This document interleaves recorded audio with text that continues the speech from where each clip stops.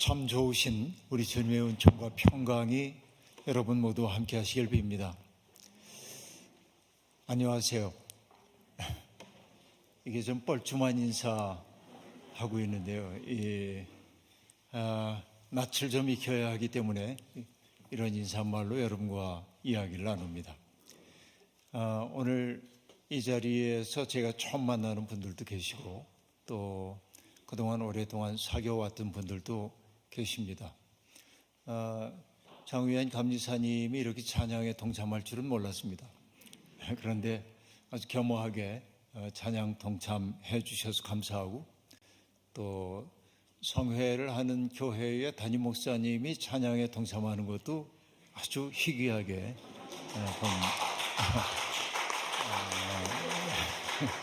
일이기도 합니다. 여기서 제가 느끼는 게 참 겸손한 분들이구나 하는 생각을 가지면서 오늘부터 사흘 동안 하는 이 말씀 잔치가 제게도 또 여러분들에게도 아름다운 영에 깨어나는 그런 순간이 되었으면 참 좋겠다 하는 생각을 해봤습니다. 오늘 남성충 창자님 불러주었던 평화의 기도는 우리가 흔히 성 프란체스코의 기도라고 그렇게 알고 있습니다. 그러나 실제로 프란체스코가 저런 기도문을 쓴 적은 없습니다. 20세기 초에 어떤 교회가 모금 행사를 하면서 성 프란체스코의 정신으로 하는 모금 행사에 썼던 것이, 포스터에 썼던 글이 이 성 프란체스코의 기도로 알려지게 되었고, 그래서 우리는 프란체스코의 기도라고 부르기도 합니다. 그러나 프란체스코의 기도라고 해도 상관이 없는 게 프란체스코의 정신이 그 속에 그대로 담겨 있기 때문에 그렇습니다. 꽤 오래 전입니다만은 9년 전에 제가 목사 안수 받은 지 만 30년이 되는 해였습니다. 이제 내년이면 40년이 되는데요. 30년 동안을 교회에서 한 번도 쉬어본 적이 없기 때문에 제가 교회의 이야기를 했습니다. 30년이 됐기 때문에 잠시 좀 쉬었으면 좋겠습니다. 그러자 교회가 아주 기꺼운 마음으로 3개월이 됐든 6개월이 됐든 1년이 됐든 목사님 마음대로 쉬십시오. 이제 그렇게 얘기를 해 주었습니다. 마음대로란 말이 마음에 좀 걸려서 마음대로 할 수가 없구나 하는 생각을 가졌고, 그래서 3개월만 좀 내가 가고 싶었던 곳들을 좀 찾아가면 좋겠다 하는 생각을 가졌는데, 그때 맨 먼저 생각했던 것이 오늘 우리 한국교회가 아주 급속하게 성장했던 100년의 역사, 그리고는 이후부터는 내리막길, 여러분도 다 알고 있는 바대로 한국의 개신교회가 아주 경사가 심한 내리막길로 곤두박질을 치고 있습니다. 그 까닭이 뭘까 하고 혼자 생각을 해봤더니, 저 나름대로 이것은 종교사역적 분석은 아니지만은 제가 직관적으로 깨닫게 되는 것은 교회가 부유해졌다라고 하는 것입니다. 부유해지고 또 힘이 생기면서부터 복음의 파워를 잃어버렸다 하는 생각이 첫 번째로 제게 들었기 때문에, 그래서 맨 먼저 내가 가야 할 곳으로 정했던 것이 이탈리아의 아시시였습니다. 프란체스코 성인의 발자취를 좀 찾아가면 좋겠다 하는 것이 첫 번째였고, 그러나 유럽 사회가 탈기독교 사회로 빠르게 진입한다고 얘기하고 있지만은 그래도 유럽에서 많은 젊은이들이 모여들어서 기도하고 말씀을 함께 나누고 세계의 평화를 꿈꾸는 현장이 있는데, 어떤 힘이 도대체 이 젊은이들을 끌어당길까 싶어서 프랑스에 있는 떼제 공동체라고 하는 곳에 꼭 가봐야겠다 하고 생각을 했고, 또 하나는 우리가 가톨릭의 영성이나 개신교의 영성에 대한 공부는 제법 했지만은 우리가 정교회에 대한 공부가 깊지 못하다 하는 생각을 했기 때문에 정교회를 좀 살펴봐야겠다 해서, 특별히 그 당시에 한국인들의 발걸음이 많이 닿지 않았던 조지아, 옛날에 그루지아라고 했던 나라입니다. 조지아와 아르메니아의 정교회를 살피기 위해 그곳 수도원 기행을 갔었습니다. 그런데 첫 번째로 갔었던 그 프란체스코 수도원에 가서 제가 경험한 것도 그렇고, 또 떼제 공동체에 가서 경험한 것도 그렇고, 또 이 정교회에 가서 경험한 것도 있습니다. 그들이 어떤 면에서 다른가 했더니 급진적으로 평화를 추구한다는 데 있고, 세 공동체가 모두 다 그러했고, 또 하나는 제가 이게 이제 매우 중요하다고 여기는 부분이 거기에 있습니다만은, 급진적 평화를 추구한다고 얘기했는데 그 평화의 분위기를 그들이 어떻게 만들어내냐면 환대의 분위기를 통해서 평화의 분위기를 만들어내고 있음을 알 수 있었습니다.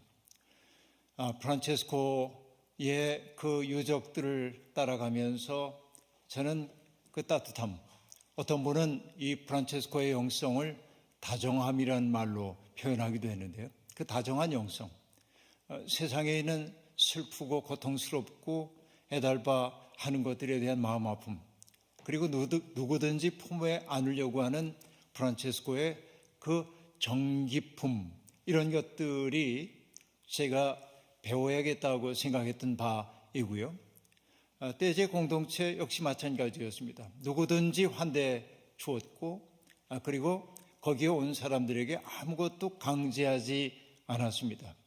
어떤 일을 하든지 간에 그들의 자율에 맡겼고요. 그리고 거기에 있는 사람들은 어떤 권위주의도 갖지 않았음을 보게 되었습니다. 결국 아름다운 공동체, 사람들이 모이는 곳에는 급진적인 평화에 대한 비전이 살아있고, 또 그런 평화를 실현해 가기 위해서 사람들이 환대의 정신으로 자기를 개방하고 있음을 느낄 수 있었습니다. 자기를 개방한다고 하는 것, 이것은 용기입니다. 개방한다고 하는 것은 남들에 의해 내가 변화될 수도 있다는 사실을 받아들이는 일이라고 생각합니다.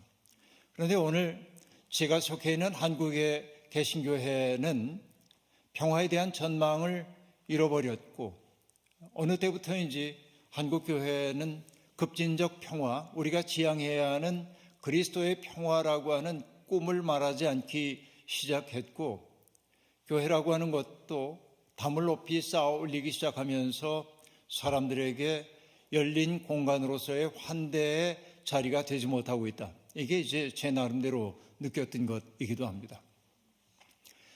저는 오늘까지 목회자로 43년을 살아왔습니다. 그러니까 꽤 긴 세월을 목회자로 살아왔고, 그리고 이제 목회를 마무리해야 하는 시점에 당도하게 되었는데, 요즘 제 마음이 어떠냐면 참 슬프다,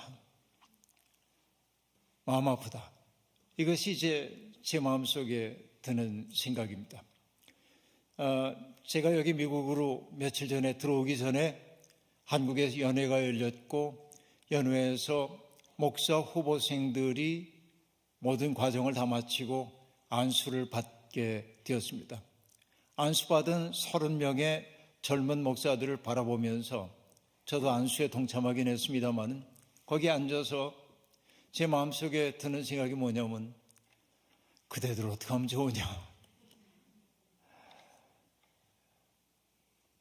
이게 교회가 이렇게 어려워지고 있는데 정말 목회자가 되겠다고 와서 훈련을 받고 이 자리에 이렇게 있긴 하지만은, 그리고 그들이 고백적으로 불렀던 찬송가 부름받아 나선 이 몸 어디든지 가오리다 하고 찬송가를 부르긴 했는데 정말 그럴 수 있을는지 고민이고, 그러니까 정말 그 목회를 거의 마무리하는 시점에서 내가 후배들에게 남겨주고 있는 신앙의 유산이라고 하는 게 오늘 황폐해진 오늘의 교회인 것 같아 슬프고 마음 아프고 죄송하고 민망하고, 이것이 저의 마음이기도 합니다. 근데 또 생각해 보면 어느 시대나 하나님이 하시는 일을 보면은 희망이 있다고 할 때 좋은 세상이 열린 게 아니라 가장 어려웠던 때 하나님은 정말 어떤 사람들의 눈을 밝게 만드심으로 새로운 희망을 꿈꾸도록 하셨음을 성경을 통해 우리가 일관되게 보고 있는 것도 사실입니다. 바벨론의 포로로 잡혀가 있었던 사람들, 그러니까 포로민으로서 아주 식민지 백성으로 천대받고 있던 사람들이 세상을 통찰하는 새로운 힘을 가졌을 때 그들이 했던 이야기가 뭡니까? 강력한 힘을 가진 사람들에게 그들이 했던 이야기는 뭐냐면, 지금 저 위에서 꼭대기에서 거들먹거리고 있는 왕과 같은 사람들만이 하나님의 뜻을 독점할 수가 없고, 하나님은 모든 사람을 존귀하게 만들었다고 선언했죠. 이게 하나님의 형상이라고 한 말 속에 담겨있는 정치적 의미이기도 한 것입니다. 오직 왕만이 존귀하지 않다. 그대들에게 우리가 비록 힘이 없어가지고 오늘 어려움을 당하고 있긴 하지만은, 그러나 하나님은 우리도 존귀하게 만드셨다라고 급진적으로 이렇게 선언을 하도록 만든 것이죠. 뿐만 아니라 여러분, 고난받는 종의 노래 우리가 잘 압니다마는, 고난을 좋아하는 사람이 이 세상에 어디에 있겠습니까만, 고난이 무의미한 고난처럼 보일 때도 있지만은, 그러나 히브리인들은 그 고난을 통해 자기들의 삶의 의미를 찾았습니다. 그것은 무엇입니까? 세상에 있는 모순과 슬픔과 아픔, 이런 것들을 자기의 몸으로 받아들여서 그것을 정화해내는, 폭력을 폭력으로 응대하지 않고 폭력을 자기 속으로 끌어들여 평화의 비전을 만들고 있는 노래를 불렀단 말이죠.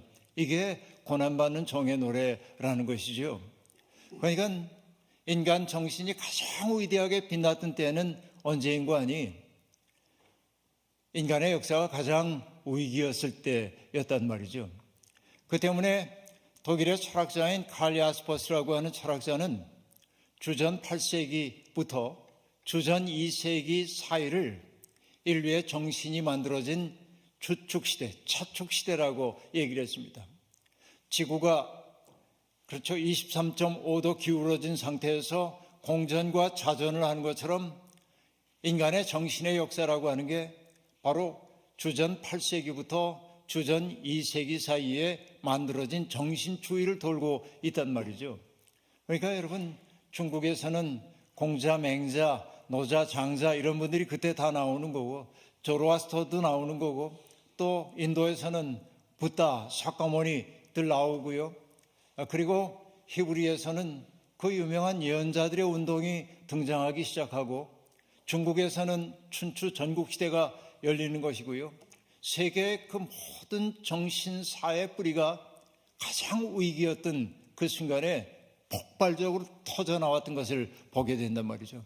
그러니까 오늘 우리가 살고 있는 이 시대가 위기의 시대인 것은 분명하지만은, 그러나 위기의 시대에도 눈밝은 사람들을 통해서 하나님은 당신의 일을 하실 거다 하는 생각을 해봅니다.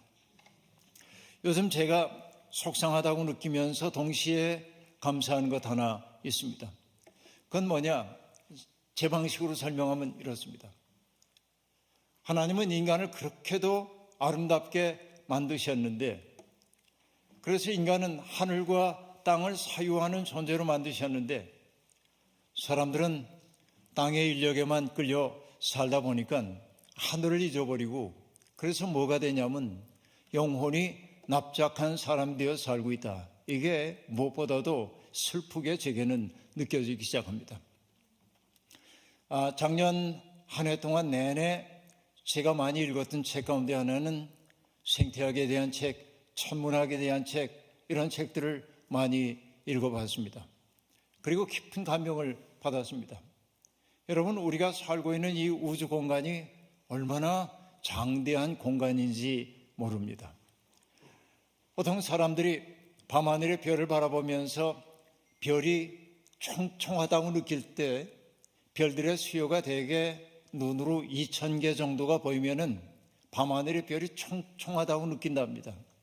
여러분, 제가 시골에 살면서 어린 시절을 보냈던 제 고향에서도 여름날이 되면은 바깥 마당에다가 밀집방석 깔아놓고 거기에서 그저 다들 골고루 가난하던 사람들이니까 우리 저녁이면 언제나 수제비 끓여가지고 한 끼 먹는 건데 세 끼 쌀밥 먹지 못하니까 수제비 끓여 먹는 건데 감자 잔뜩 집어넣고 그리고 이제 끼니 이어가는 거죠. 그런데 저희 마을에 그 라디오가 있던 집이 저희 집밖에 없었는데 그러니까 마을 사람들이 연속곡을 들으러 저희 집에 오곤 했습니다. 그땐 텔레비전도 없고 전기도 안 들어오고 그럴 때니까. 그러면 제일 어렸던 내가 라디오를 끈으로 묶어서 목에 메고 오동나무 위로 기어 올라갑니다. 마당가에 있는 오동나무 위에 올라가서 라디오를 오동나무 가지 사이에 걸쳐놓고 어른들이 원하는 채널에 딱 고정을 해놓으면 마을 어른들이 하나둘 모여들기 시작합니다. 바깥 마당을 가득 채우고 그리고 숨죽여 기다립니다. 그때 나왔던 연속극들이 떠오르는데요. 아나운서들이 장엄하게 얘기하죠. 현해탄은 알고 있다 이렇게 하면 사람들이 우와 그러고 그러고 이제 귀 기울여 듣고 정말 정겨웠던 시간입니다. 골고루 가난했기 때문에 그렇습니다. 그리고 어른들이 한 분, 두 분 돌아가고 나면 내일 일찍 일어나야 하니까 농사 지는 분들이니까 돌아가고 나면 물론 이제 그 전에 모기가 막 달려들기 때문에 모기불을 놔야 하는데 여러분 아십니까? 왕겨 벼를 탈고 가고 나면 껍질 그걸 모아놓고 불을 붙이고 그 위에 쑥대를 툭툭 낫으로 꺾어다가 불 붙은 왕겨 위에 올려놓으면 쑥 타는 냄새가 나면서 모기가 오지 않고요. 그리고 어른들이 하나둘 다 돌아가고 나면 이제 비어있는 밀집방석은 우리 아이들 차지죠. 어머니 무릎을 베고 들어놓아서 밤하늘의 별을 바라보면은 별들이 얼마나 많은지, 그렇죠? 연동주가 별 해는 밤 통해서 뭐 별 하나에 뭐 어쩌고 이렇게 얘기했던 것처럼 그런 느낌이 탁 들고 어머니 아버지에게 청해가지고서는 옛날 이야기 듣고 우리 그러면서 이제 유년시절을 보냈는데 그때 여러분 은하수가 얼마나 아름다웠는지 모릅니다. 은하수가 우유를 쏟아놓은 것처럼 보이죠. 그래서 나중에 은하수를 밀키웨이라고도 한다는 얘기를 들었을 때 그거구나 하고 느낄 수가 있었습니다. 근데 우리 태양계가 속해 있는 이 우리의 은하수에 별들이 몇 개 정도가 되냐면 별에 속해 있는 행성 말고 별만을 얘기하는 겁니다. 스스로 빛을 내는. 과학자들이 얘기하기를 우리 은하계에만도 2천억 개가 넘는 별들이 있다고 하고요. 그리고 우리 태양계라고 하는 것은 우리 은하의 나선형 8, 그 끝에 변방에 있는 아주 보잘것없는 크기입니다. 아주 작은 별이 태양계이고 태양계에도 여러분 8형제 자식을 뒀잖아요. 태양이 수금지와 목토, 천, 해, 명, 옛날에 명왕성까지 행성의 지위를 인정했는데 지금은 명왕성 인정 안 하니까 8개, 8형제 혹은 뭐 남매를 뒀다고 얘기할 수 있겠습니다. 정확하게 얘기하면 사남 사녀입니다. 왜냐하면 인간이 땅을 사람이나 누가 발을 디딜 수 있는 고체 행성이 4시고 4개의 행성은 기체 행성이기 때문에 발을 디딜 수가 없기 때문에 어느 걸 남자라고 하고 어느 걸 여자라고 해야 하는지 모르겠지만은 사남 사녀를 태양이 거느리고 있는데요. 그러니까 여러분 이렇게 은하수 속에 2천억 개가 넘는 별들이 있는데 과학자들이 얘기합니다. 그런 은하계가 몇 개가 되냐면 2천억 개가 또 넘는답니다. 그런 은하수가. 그래서 여러분 그 별들이 얼마나 많은 거냐면 어떤 사람이 계산을 했는데 뭐 10의 24승인가 뭐 이렇게 얘기를 하는데 실감 안 나죠? 어떤 얘기인지. 그러니까 어떤 분이 이렇게 계산을 해놨습니다. 우주 공간 속에 있는 것으로 추정되는 별의 개수가 지구상에 있는 모든 모래알갱이의 10배쯤 된다고 보면 된답니다. 그러면 여러분 이게 얼마나 많은 별들이 있는지 모릅니다. 그리고 여러분 인간이 이 지구라고 한 별에서 인간이 탄생한 것은 굉장히 뒤늦게 탄생을 했는데 그런데 여러분 인간의 지능이 얼마나 놀라워요. 뭐 현미경도 만들고 망원경도 만들고 특히 이 미국 중심으로 해가지고 제임스 웹 망원경 통해 가지고서는 우주의 신비를 지금 들여다보고 있잖아요. 뭐 수백억 광년 떨어진 곳에 있는 별들도 촬영을 하기도 하고 이제 그럽니다. 인간 대단합니다. 그런데 여러분, 사람들이 하고 싶었던 일 가운데 하나는 뭐냐면 우리처럼 지성을 가진 외계의 생명체가 있을까 없을까, 이 고민이 있는 겁니다. 그래서 많은 사람들이 외계의 생명체를 찾기 위한 노력을 했죠.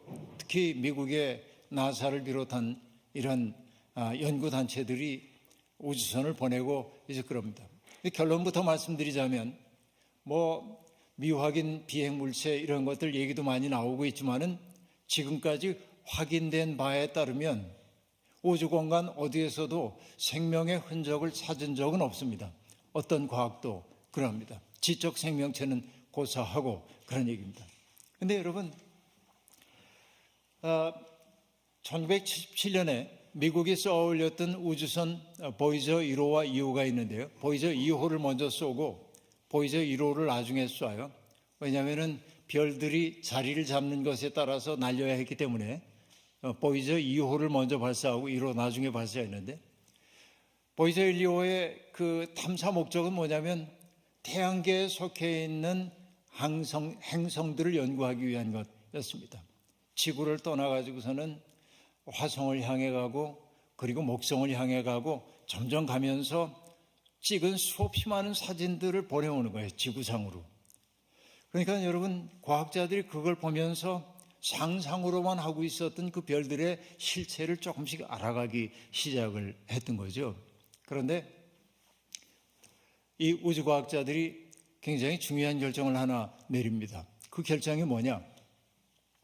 목성을 지날 무렵에 저 태양계에서 목성에서 토왕성을 향해 나아가고 있는 이 우주선에서 카메라의 방향을 돌려서 지구를 찍어보기로 결정을 한 겁니다. 계속 이쪽을 향해 가다가 돌아서서 지구를 찍어보기로 한 거예요. 그런데 많은 과학자들이 반대했습니다. 왜 반대했냐면 굉장히 중요한 광학 장비를 싣고 태양계를 탐사하기 위해 가고 있는데 방향을 바꿔서 햇빛을 향하게 될 때 광학 장비가 망가지면 연구 끝나잖아요. 그러니까 많은 사람들이 반대를 합니다. 그러나 칼 세이건 같은 사람이 설득을 해가지고 돌아서서 찍는 거예요. 그리고 우리가 살고 있는 지구를 딱 찍었는데 태양빛이 이렇게 흘러가고 있는데 거기에 점 하나가 딱 찍혀 있는 게 보이는 거예요. 과학자들은 우리의 고향, 우리 모두가 터여 살고 있는 그 고향을 외계 멀리 떨어진 곳에서 처음으로 본 거예요. 달에서 본 적은 있지만 아주 멀리 떨어져서 본 것은 처음이었습니다. 딱 보니까 점 하나예요. 그들이 그 점의 이름을 뭐라고 불렀냐면 Pale Blue Dot, 그렇게 얘기해요. 창백한 푸른 점. 우리가 터여 살고 있는 이 지구라고 하는 이 별이 정말 우주 공간 속에서 보니까 먼지 한 톨처럼 보이고 창백하기 이를 데 없고, 그 눈으로 우리의 지구를 바라보면서 과학자들이 느낀 게 뭐냐면 이 연약한, 깨지기 쉬운 이 행성이 우리의 고향이구나. 이 고향에 왕들도 태어났고 거지도 살고 있었고 영웅도 있었고 비겁한 사람도 있고 농사꾼도 있고 장사치도 있고, 그렇죠? 내 잘났니 내가 잘났느니 싸우기도 하고 그러는데 보니까 그렇게 장대한 우주 속에서 이 지구라고 하는 곳에서만 생명의 흔적이 지금까지는 있는데 앞으로는 어떻게 될는지 알 수가 없지만은, 그러고 나니까 우리의 고향이 얼마나 소중한지 모르겠더라는 거죠. 그러면서 여러분, 그 얘기를 제가 쭉 읽으면서 그때부터 제가 세상을 바라보는 각도가 좀 달라졌어요. 어떤 거냐? 물이 이렇게, 여러분, 여기도 아름다운 물들이 많이 있습니다만 호수도 있고 물이 철렁철렁 출렁거리고 그 출렁거리는 물 위에 석양에 비킨 해가 싹 반짝반짝하고 여러분, 그 물 위에 찬찬하게 비치는 그 햇빛을 우리말로 윤슬이라고 얘기하죠. 윤슬이 반짝반짝 빛나고, 그리고 강이 흘러가고, 그리고 그 속에서 송사리 같은 것들이 뛰놀고, 고래같이 큰 물고기들이 있고, 그리고 여러분, 봄이 되면은 대지를 뚫고 새싹 하나가 올라오고, 그렇죠? 꽃을 피워내고, 이 모든 것들이 우주적 기적인 거예요. 정말 이게 얼마나 놀라운 기적인가. 이 세상, 이 우주 공간, 어마어마한 공간 어디에서도 생명의 흔적을 찾은 길이 없기 때문에 오늘 우리가 누리고 살고 있는 이 모든 것들, 그것들이 얼마나 기적인가 하고 생각하면 풀 한 폭이 무심하게 볼 수 없고, 비가 내려가지고 저 창가에 흘러내리는, 창문에 흘러내리는 물방울 하나, 그것도 기적이 아닐 수가 없고, 겨울이 돼가지고 창가에 서리는 그 서리 같은 것들 만들어내는 무늬도 그렇고, 내리는 눈도 그렇고, 기적이 아닌 게 없단 말이죠. 이렇게 보면 우리는 기가 막힌 세상 속에 초대받았다. 내가 만들지 않았는데 이 기가 막힌 세상 속에 우리들이 초대받았다고 하는 것이 얼마나 놀라운가. 그런데 우리가 저 송사리도 아니고 다른 무엇도 아닌 자기를 자각하는 인간으로 부름을 받고 보냄을 받았다고 하는 것이 얼마나 놀라운 일인가 하는 생각을 해보는 거죠. 여러분, 살다 보면 우리가 남들하고 경쟁하면서 남들보다 높은 자리에 가기 위해 아웅다웅하고 싸우고 이렇게 살긴 하지만은, 그러나 목성 저편 바라보면은 창백한 푸른 점 하나에 불과하고 그 속에서 우리가 꿈틀거리며 살고 있는데, 사람들은 우리에게 주어져 있는 생명이라는 게 기적인 것을 알지 못하고 무심히 살고 있단 말이죠. 이것처럼 인생의 낭비가 어디 있겠는가 하는 생각이 드는 거예요. 그래서 어느 유대인이 기도했던 것처럼, 하나님, 우리는 기적들 사이를 안 못 보는 사람들처럼 무심히 지나칩니다. 그렇게 말한단 말이죠. 많은 사람들이 얘기합니다. 어떤 사람이 물 위를 걷는 게 기적이래요. 여러분, 물 위를 걷는 거 아무도 할 수가 없는 일이니까 기적이겠죠. 그러나 그 말 속에 담겨있는 의미는 뭐냐면은, 내가 대지를 딛고 걷고 있는 게 기적인 줄을 알지 못하기 때문에 그런 소리 한단 말이죠. 그러니까 어떤 사람이, 걷지 못하던 사람이 일어나 걷는 걸 보면 기적이라고 얘기하는데, 내가 오늘 걷는 거 기적인 줄 모르고, 죽었던 사람 살아난 거 기적이라고 얘기하는데 내가 오늘 살아있는 게 기적이라는 거 알지 못하고 이러고 지금 살고 있는 거 아닌가.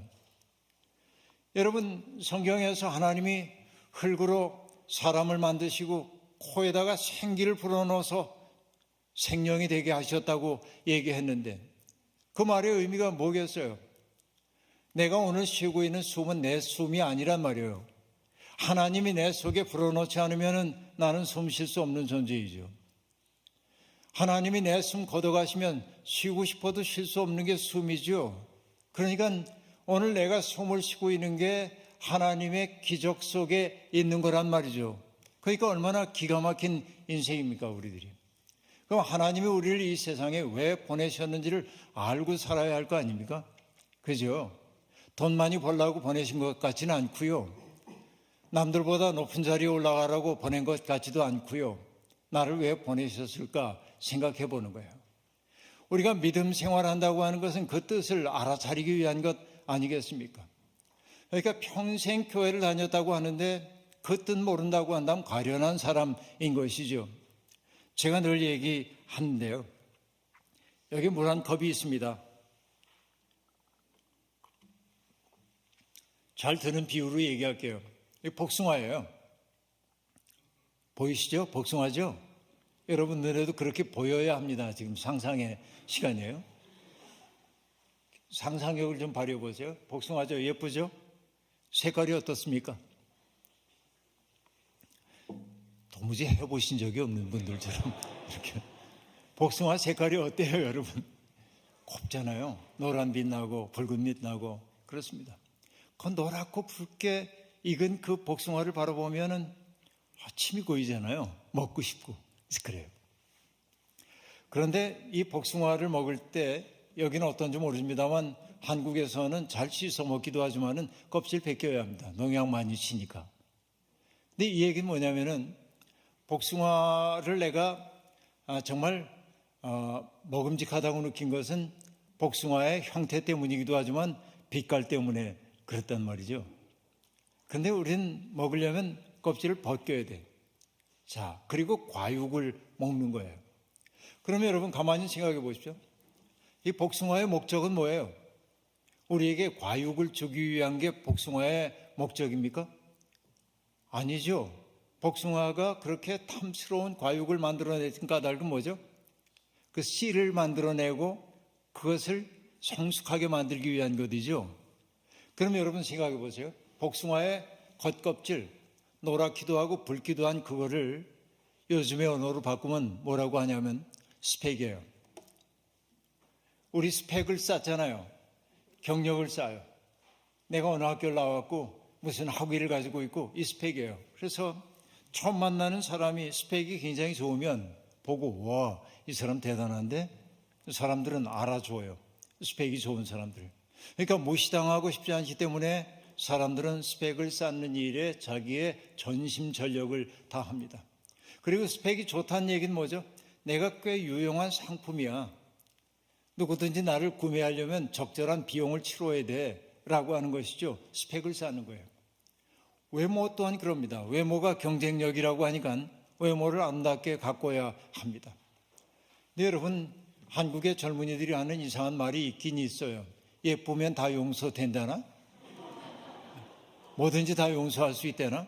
그런데 여러분 얘기해 볼 수 있어요. 살아보라지? 그러면 똑같은 판단을 하는지 알 수가 없는데 저희가 한번 살아보면 달라요. 근데 여러분, 어떤 사람을 볼 때 그 사람의 스펙을 보고 야, 참 멋있다. 참 잘 살았구나. 저분이 근사한데 이렇게 느낄 수는 있어요. 그런데 여러분, 함께 지내다 보면 그 스펙은 눈에 들어오지 않고 그 사람이 바라고 있는 인품의 향기 같은 것만이 우리에게 남게 돼요. 저분은 정말 좋은 분이야. 예? 저분은 정말 따뜻한 분이야. 저분은 정말 겸손한 분이야. 저분은 남을 배려할 줄 알아. 저분은 정말로 경청할 줄 아는 분이야. 그죠? 그러니까 겉껍질을 벗기고 나서 남는 것들이 뭐냐면 그 사람의 인간의 됨됨이일 거란 말이죠. 이게 중요해요. 그런데 그것보다 더 중요한 건 뭐냐? 그런 인간의 됨됨이를 통해서 남게 되는 핵심이 그에게 있어야 한단 말이죠. 그 핵심이 씨예요. 씨. 그러니까 이 씨는 죽지 않는 거예요. 죽지 않는 생명을 얘기해요. 예수님이 뭐라고 얘기했어요? 나를 믿는 사람은 살아도 죽어도 다시 살고 살아서 다시는 죽지 아니하리라 이렇게 얘기하잖아요. 그러니까 예수 그리스도가 얘기하는 게 뭐냐면 스펙을 쌓는 일에 너희 인생 다 보내지 마. 그리고 이 과육 만드는 이것이 인생의 모든 것인 것처럼 생각하지 마. 죽지 않는 영원한 생명 그 고갱이 하나를 딱 붙들어야 돼. 그런 얘기입니다. 그걸 붙잡고 있어야 죽어도 죽지 않는 거예요. 살아서도 죽지 않는 생명을 얻게 된단 말이에요. 그게 기독교는 뭐라고 얘기하냐면 십자가죠.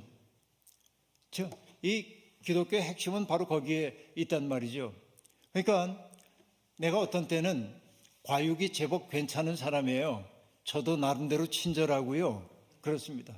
그러나 내가 살인자가 아닌 까닭이 뭔지 아십니까, 여러분? 내가 원래 살인할 가능성이 없기 때문이 아니라 살인할 수밖에 없는 조건과 만나지 않았기 때문에 그래요. 재수 좋아서. 내가 도둑질하지 않고 산 것은 내가 유난히 선한 사람이었기 때문이 아니라 도둑질하지 않아도 괜찮은 상황 속에 내가 있었기 때문에 그래요. 그러니까 여러분, 나는 가능성이 있는 존재예요.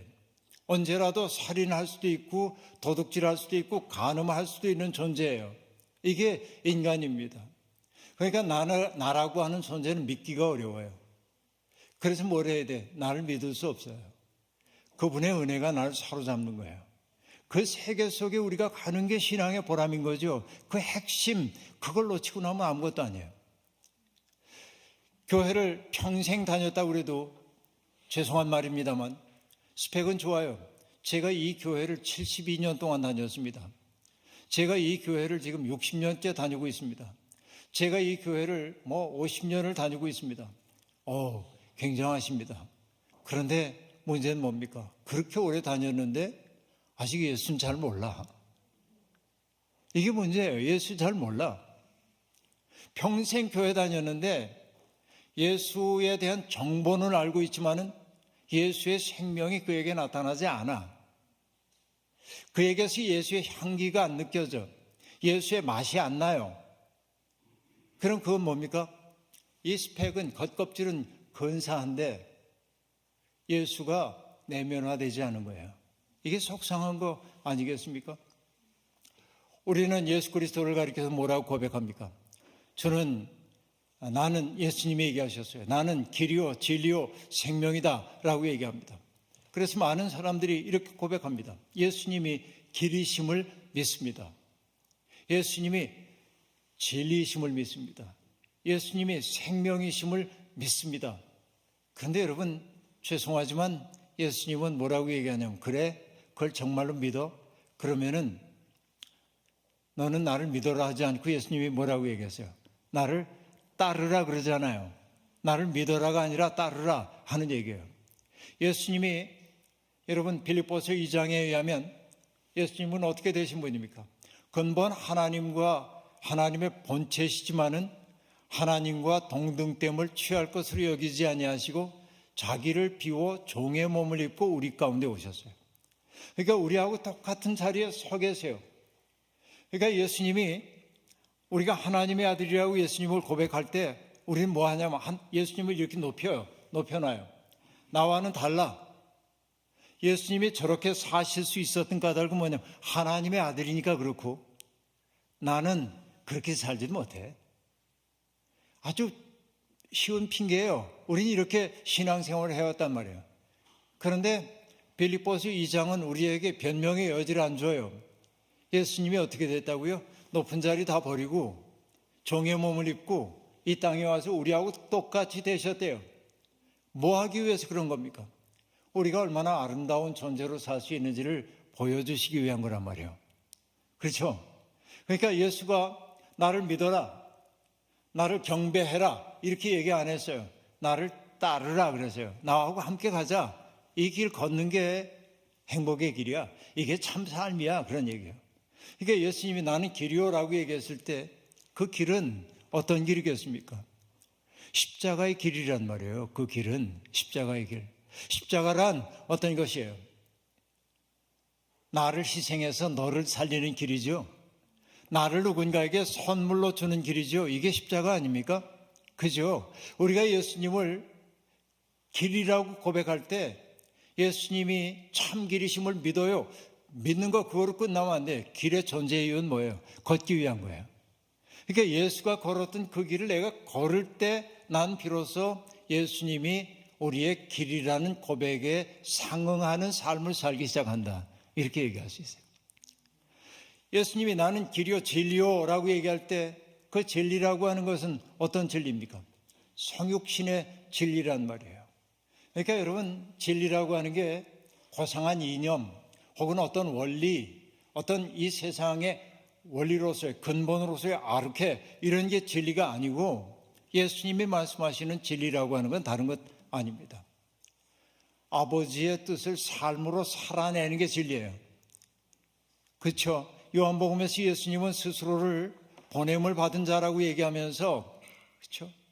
아버지께서 내게 주신 일을 이루는 게 내 일이라고 얘기했어요. 바로 그게 진리예요. 그러니까 여러분, 진리는 어떤 심오한 거라고 우리는 생각하기 쉽지만, 그래서 여러분, 내가 진리를 깨닫기 전에는 아무것도 할 수가 없어. 여러분, 그 사람은 아무것도 할 생각이 없는 사람입니다. 그러니까 인간은, 여러분, 난 인생이 뭔지 도무지 모르겠어. 인간이 뭔지, 내가 누군지 모르겠어. 모를 수밖에 없죠. 그러나 우리가 택할 수 있는 건 있어요. 그 답을 찾기 전에 우리가 할 수 있는 건 뭡니까? 나는 인생이 뭔지 잘 모르겠지만은 나는 이렇게 살아볼 거야 라고 작정할 수는 있죠. 예수 그리스도는 그렇게 사셨어요. 난 하나님의 뜻대로 살기로 작정하고 내 몸 전체를 바쳐 살았어요. 그렇게 살았더니 사람들이 뭐라고 봅니까? 진리되는 거예요. 그분이. 예수님이 생명이라고 스스로 얘기했습니다. 예수님은 생명이십니다. 그랬어요. 이 말의 의미는 뭐겠어요? 예수님은 부활의 생명이란 말이에요. 다시 얘기하면 뭐예요? 죽어도 죽지 않는다. 하나님의 뜻 안에 사는 사람은 죽어도 죽지 않는다라는 걸 느끼는 거예요.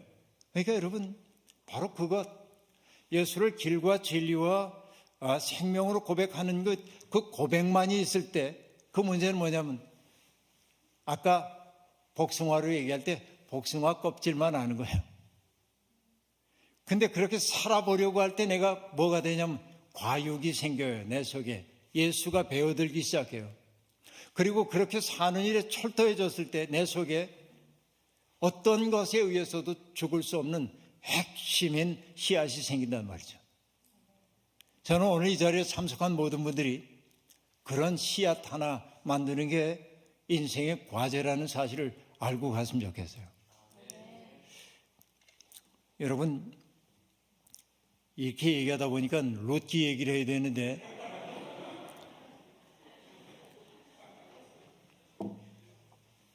롯기가 열어 보이는 세계를 통해서 우리가 어떻게 그런 세계를 향해 갈 수 있는지에 대한 이야기를 해보려고 합니다. 자, 아주 간단하게 맥락 얘기하면요. 롯기가 기록됐던 시대를 사람들은 뭐 사사시대라고 하는 사람도 있고 왕정시대로 얘기하는 사람도 있고, 그런데 많은 학자들이 하는 얘기가 롯기의 배경은 에스라와 느헤미야 시대일 가능성이 있다 이렇게 봐요. 에스라와 느헤미야 시대 하면 여러분 어떻습니까? 포로 생활을 하고 있었던 포로들이 다 돌아오죠. 팔레스타인 땅으로 돌아옵니다. 그리고 다 무너진 국가적 정체성을 살리기 위해서 에스라가 율법이라고 하는 든든한 끈을 가지고 그들을 정체성을 만들기 위해 애를 씁니다. 그때 이 에스라가 했던 참혹한 조치가 하나 있죠. 이방인들과 결혼한 사람들에게 이방인 아내를 내쫓으려는 거예요. 이방인들과 피가 섞이면 안 된다는 거예요. 유대인의 혈통의 순수성을 유지해야 된다는 거예요. 그 많은 사람들이 눈물을 머금고 아내를 내보내고 자식들 내보내고 이런 일을 했어요.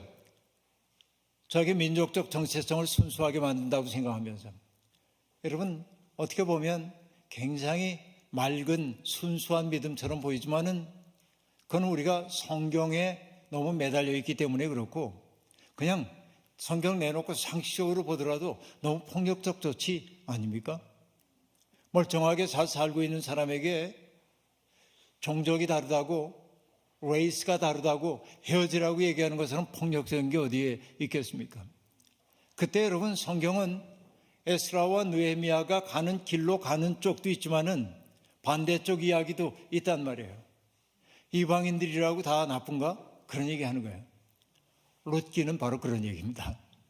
그러니까 이 롯기라고 하는 것은 우리가 뭐 롯이 들판에 나가지고 떨어진 곡식이삽 줍고 그러기 때문에 밀레에 이삭 줍는 여인들 생각하면서 목가족 분위기를 떠올리게 되지만은 롯기는 어떻게 보면 반체제적인 소리였다 그런 얘기예요.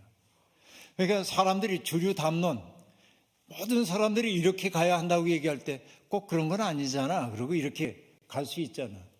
그 얘기. 그게 뭐냐면 모압 여인인 롯 이야기를 통해서 들려주고 있는 거예요.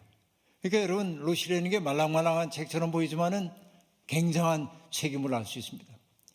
자, 그런데 롯기는 배경을 뭐라고 얘기하냐면 사사시대라고 얘기를 하고 있습니다. 아직 왕정이 도입되기 전에 사사시대라고 얘기해요. 베들레헴이라고 하는 곳에 살고 있던 사람들이 있었습니다. 엘리멜렉이라고 하는 사람인데요. 베들레헴에 흉년이 들었어요. 오랫동안. 그 먹을 것이 다 떨어져 버리고 말았습니다. 상황이 아이러니합니다. 베들레헴이라는 게 히브리어로 얘기하면 뭐냐면 벳레헴이거든요. 그건 레온 빵을 얘기하고 베들은 집이에요. 빵집이에요. 베들레헴이. 먹을 게 많은 집이죠. 그런데 베들레헴에 흉년이 들었대. 다짜고짜. 이게 시작이에요. 그 말은 뭡니까? 빵집에 빵이 떨어졌다. 아이러니입니다. 이렇게 시작하는 거예요. 룻기는. 아이러니하게 시작해요. 그래서 빵이 떨어졌으니까 먹을 것이 없었기 때문에 엘리멜렉이라고 하는 사람이 자기 아내와 함께 모압 땅을 향해 떠나갑니다.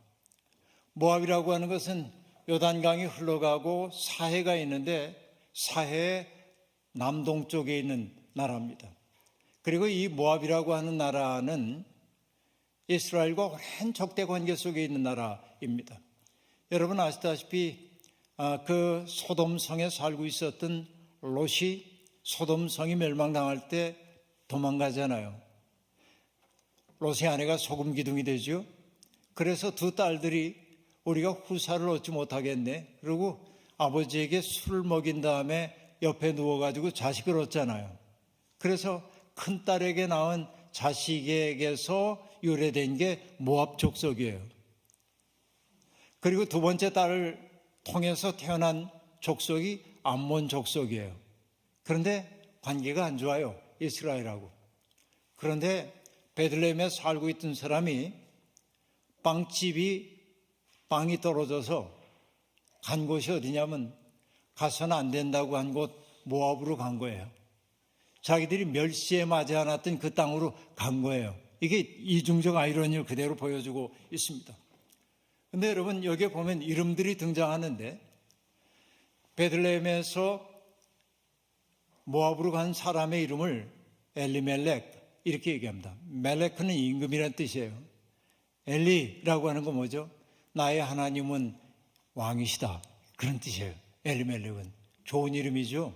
엘리멜렉 이렇게 얘기합니다. 그러니까 나의 하나님이 왕이시다. 엘리멜렉이라고 하는 그 이름 자체가 함축하고 있는 의미는 뭐냐면 인간 왕은 진짜 왕이 아니다라는 이름의 뜻이 그 속에 담겨 있는 것입니다. 왜 왕 얘기가 자꾸 나오냐면 뒤에 바로 이 엘리멜렉의 가문으로부터 태어나는 것이 오벳이고 그리고 다윗의 선조가 되잖아요. 왕가 선조가 되죠. 그러니까 이 왕 이야기가 다 연결이 돼요. 엘리멜렉부터 시작돼요. 나의 하나님이 왕이라는 거예요. 엘리멜렉이. 그런데 이렇게 장엄한 고백을 하고 있는 그 엘리멜렉, 그 아내의 이름은 나오미입니다. 나오미의 이름의 뜻은 즐거움, 기쁨, 사랑스러움 그런 뜻입니다. 그러니까 여러분 미국 이름 짓고 싶으면 나오미라고 하시면 매우 좋은 이름이라고 얘기할 수 있겠습니다. 근데 여러분 나중에 나오미가 얘기 전개해 나가겠습니다만은 남편도 잃어버리고 두 아들 다 잃어버리고 나중에 고향으로 돌아갈 때 마을 여인들이 와 나오미가 돌아왔네 하고 환영할 때 자기의 이름을 감당 못하겠다고 얘기해요. 내가 어디가 사랑스럽고 어디가 즐겁고 기쁨이 어디 있냐.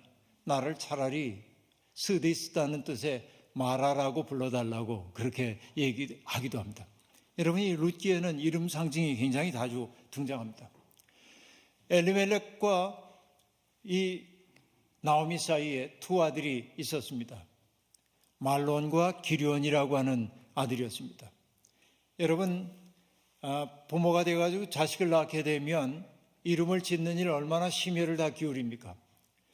그래봐야 이상한 이름도 많이 있지만 저만 해도 제가 아들을 낳는데 이름을 잘 짓고 싶은데 정말 뜻을 담고 싶어요.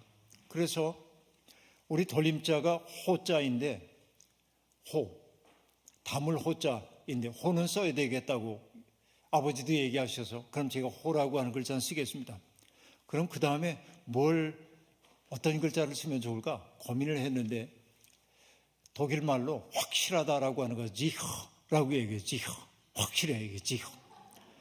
그리고 제가 아들을 낳았을 때 제가 축구를 좋아하는데 브라질의 축구 스타 이름이 지코가 있어요.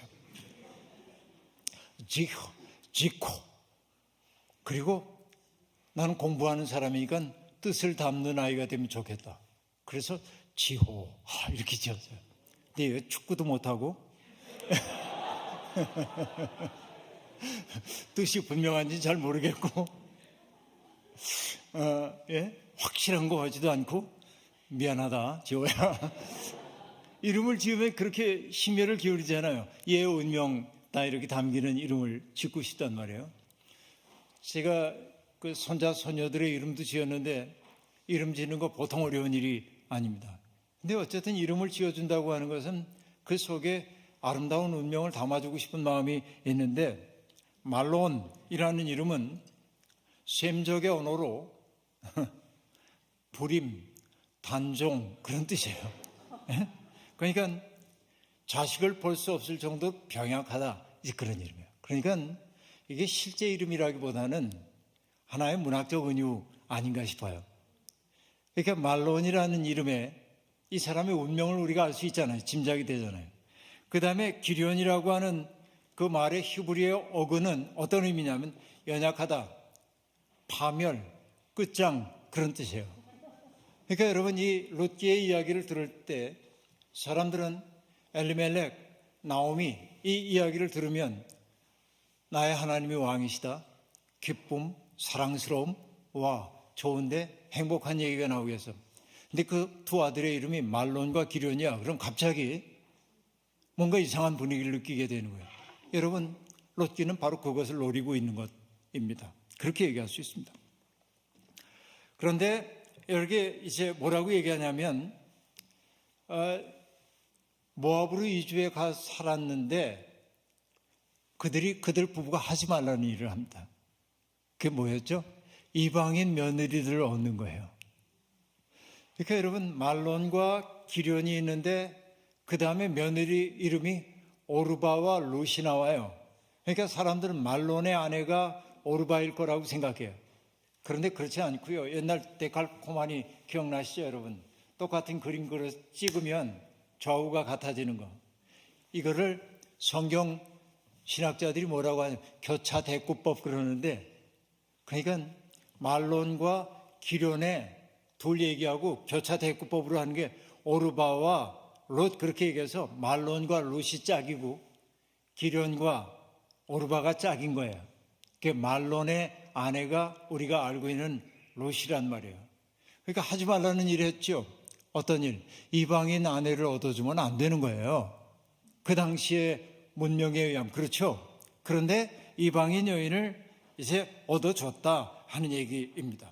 특별히 모압 사람들은 금기의 대상이었는데 그렇게 했다는 것입니다. 그런데 여러분, 성경은 재빨리 뭐라고 얘기하냐면, 그런데 그 여인은 두 아들을 잃어버리고 맙니다. 이름의 뜻 그대로 말론과 기련이 금방 세상을 떠나버리고 말았고, 그래서 남편도 세상을 떠나요. 세 남자가 앞뒤 간격을 얼마 두고 다 떠나버리고 말고 남은 것은 누구냐면 나오미와 그리고 두 며느리 롯과 그리고 오르바만 남았다 하는 얘기입니다. 그런데 여러분, 엘리멜렉이 그렇게 세상을 떠나고 나니까 나오미의 삶이 얼마나 고단하겠어요. 이방 지역이고 자기의 울타리가 되어줘야 하는 남편도 다 세상을 떠나요. 근데 이 얘기를 롯기는 짤막한 세 절 속에 다 담아요. 그들 가족의 그 신산스러웠던 삶을 세 줄로 딱 3절까지로 다 얘기한단 말이에요. 사사시대 베들레헴에 흉년이 들어서 먹을 게 떨어져서 솔가해가지고 엘리멜렉이 모압으로 내려가고 그 땅에서 이방 여인들을 며느리로 맞았는데 아들들이 다 세상을 떠나서 이 얘기를 세 절에, 그 긴 인생의 서사를 세 절로 딱 앞에서 때려 박은 거예요. 이게 뭐냐면 문학으로 보더라도 롯기는 굉장히 탁월한 문학이에요. 일종의 원근법을 그대로 보여주고 있어요. 남김없이 설명하지 않지만은 그 상황은 일목요연하게 다 들어오는 거예요. 그렇게 딱 얘기를 해놓고 그때부터 우리는 상상을 시작하는 거죠. 나오미의 삶이 어려웠겠는데 얼마나 고단했을까, 이런 생각하는 거죠. 왜냐하면 이 나오미의 다양살이, 고달픈 다양살이요. 이 자리에 계신 어르신들도 계십니다마는 고향을 떠나와가지고 여기 정착하는 과정에서 얼마나 서러움 많이 겪으셨습니까? 저는 잠깐 왔다 가는 사람이지만은 제가 아무래도 영어에도 짧고 그러니까 취약해졌다는 느낌이 들고, 그리고 정말 어떤 때는 사람들의 시선이 친절하지 않은 걸 보면 날 무시하나 이런 생각도 들고, 여러분 시시때때로 그런 거 느낌이 오늘 살아오셨을 텐데 1934년에 나온 김능인 작사, 손목인 작곡, 고복수 노래 다양살이 아시죠? 다양살이 몇 해든가 손꼽아 헤어보니 고향 떠난 10여 년의 청춘만 늙어. 이게 참 기가 막힐 노릇인데, 그리고 얘기합니다. 부평 같은 내 신세가 혼자도 기막혀서. 부평 같다는 게 뭐예요? 여러분, 부초처럼 뿌리 없이 이렇게 떠도는 그런 식물처럼 물결 치는 대로 이리저리 쓸려가는 내 신세 생각해 보니까 혼자도 기가 막혀. 그때 여러분 눈물 흘릴 것 같을 때 어떡합니까? 눈물이 날 것 같으면 고개를 들죠? 이렇게 창문 열고 바라보니 하늘은 저쪽. 이게 참 이 노래 가사가 너무 기가 막힌 가사란 말이에요. 그냥 확 오잖아요. 부평 같은 내 신세가 혼자도 기막혀서 창문 열고 바라보니 하늘은 저쪽. 그러고 나니까 가만히 생각하니까 고향이 아련히 떠올라요. 그래서 3절이 이렇게 됩니다. 고향 앞에 버드나무 올봄도 푸르련만. 집 앞에 버드나무가 있었던 모양이죠. 축축 늘어진 버드나무. 그리고 얘기합니다. 호들기를 꺾어 불던 그때는 옛날. 어르신들 경험이 있으시죠? 그 버드나무 줄기를 잘라가지고 살살 비벼가지고 속에 있는 속대 빼내고 나면은 풀필이 되잖아요. 이 피리가 되잖아요. 그 호들기예요. 호들기를 꺾어 불던 그때는 옛날. 여러분 그 소리, 삑삑거리는 그 소리가 고향을 상기시키잖아요. 근데 그렇게 탄식만 한다고 해서 세상 달라지는 거 없어. 그래서 4절이 이렇게 얘기해요. 이게 더 비감해요. 타향이라 정이 들면 내 고향 되는 것을 가도 그만 와도 그만 언제나 고향. 이게 참, 그죠?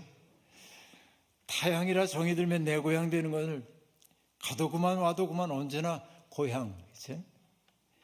여러분 세상에 강조하는 자기가 있는 곳을 고향으로 삼는 사람이라는 게 고향이래죠. 김준태 시인도 그렇게 얘기합니다. 고향에서는 자빠져도 풀과 흙이 안아준대요. 그러잖아요. 거기 자빠져도 괜찮아요.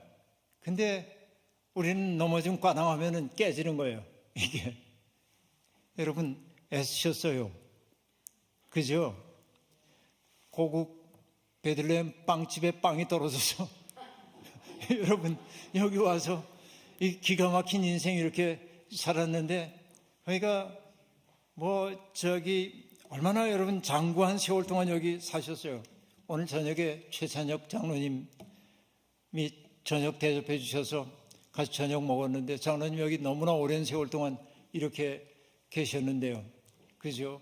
기가 막힌 세월을 살아서 오늘 여기 오셨어요. 성공적인 커리어를 가지셨지만 그럼에도 불구하고 너무 어두운 현실 속에서 이제 고통스러운 거예요. 그거를 뭐냐면 불과 3절 속에 다 때려 박았어요. 이게 기가 막힙니다. 이게 문학적으로 봐도 참 기가 막힌 이야기입니다. 그런데 조금 지나서 소문이 들려와요. 베들레헴에 하나님이 함께 하셔서 거기에 이제는 흉년이 끝났다는 소식이 나오미에게 들려옵니다. 여호와께서 자기의 백성을 돌아보셨다. 그리고 그들에게 양식을 주셨다. 빵집에 다시 빵이 쌓이기 시작했다는 소식을 들자 나오미는 이 소름의 땅 떠나가지고 고향으로 돌아가자.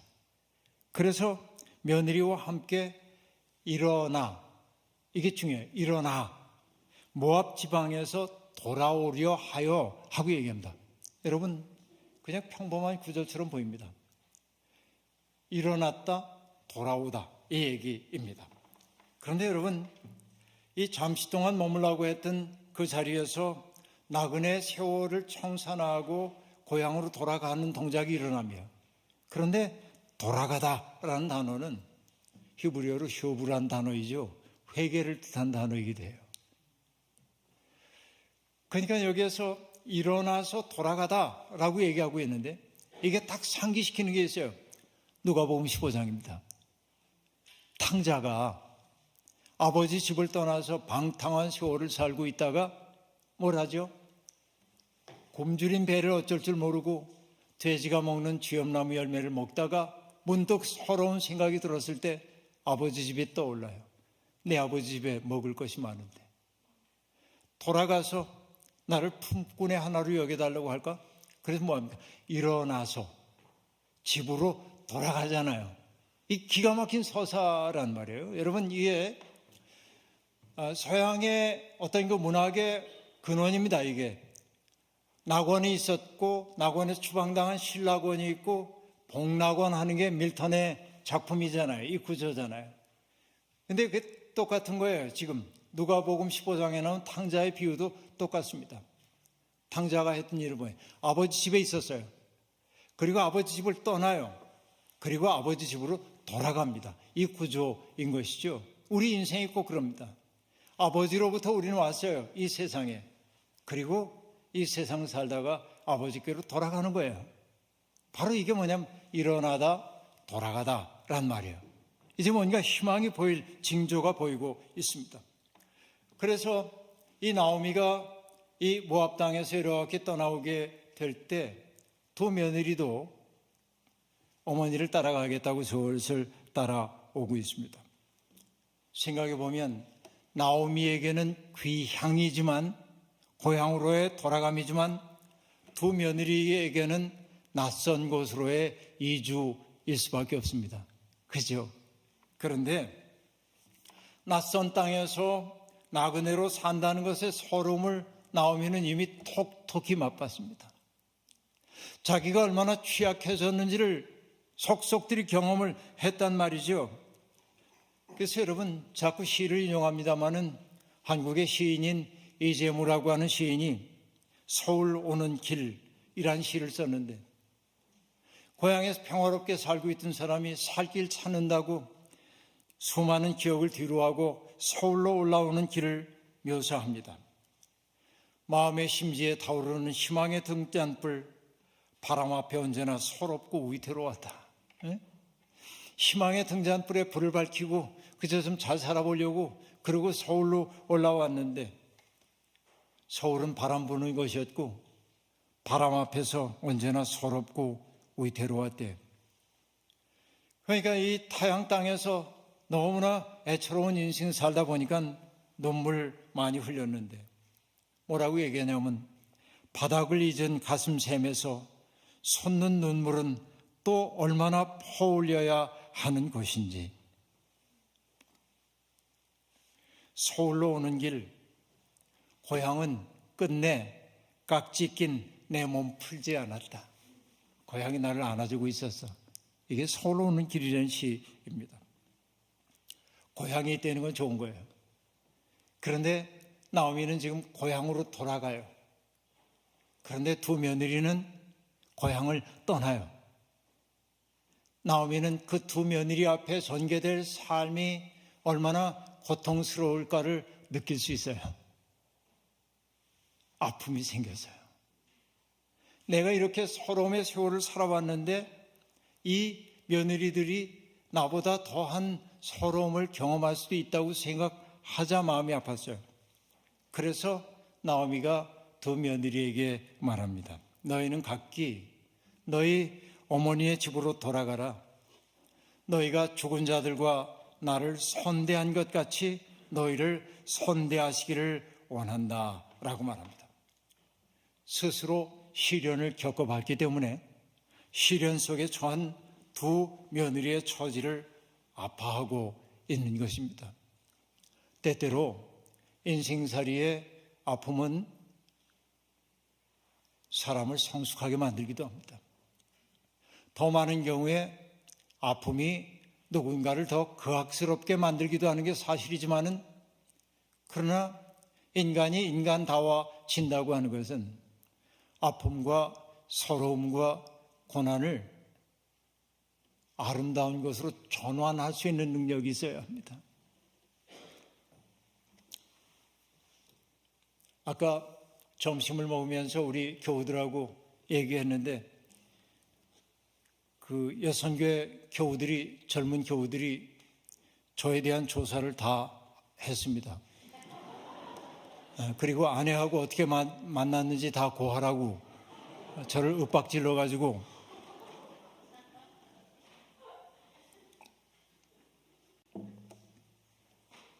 참 생각지도 않게 아내하고 만난 얘기를 하고 어쩌다 보니까 저 사람 등산 갔다가 바위에서 떨어져 가지고 헬기로 수송하고 중상 입었던 얘기도 하고, 아주 험한 중상을 입고 헬기를 타고 수송하고, 병원 앞에 가서 나는 기다리고 있고, 전 안 갔으니까. 이제 세브란스 병원 응급실 앞에서 앰뷸런스 오길 기다리는 거예요. 도봉산에서 떨어져서 도봉산에서 헬기로 밑에 주차장까지 헬기로 내려오고, 거기서 앰뷸런스를 태워가지고 데리고 오는 거예요. 기다리고 있는데 앵앵앵 하고 딱 도착하고 문이 열리고 아내가 이렇게 나와요. 발을 보니까 얘기 안 하겠습니다.